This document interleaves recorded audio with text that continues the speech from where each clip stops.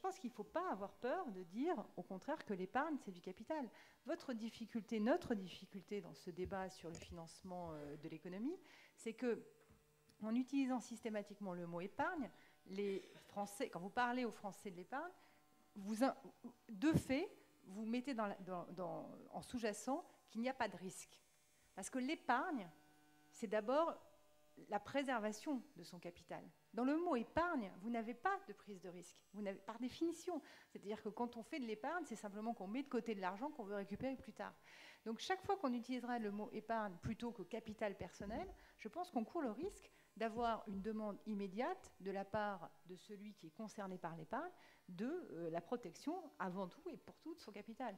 Le débat qu'on doit avoir, et je suis d'accord avec vous sur la façon de réorienter une partie de cette épargne sur le risque, c'est un arbitrage que n'importe quel financier connaît entre je veux dire, protection, assurance sur son capital et prise de risque, c'est-à-dire rendement.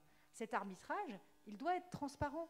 On ne doit pas continuer à expliquer qu'on peut avoir tout à la fois. On ne peut pas avoir à la fois l'assurance de récupérer son capital et en même temps le bénéfice et la rentabilité. Ce n'est pas possible. C'est la grande leçon peut-être de la crise de 2008-2009.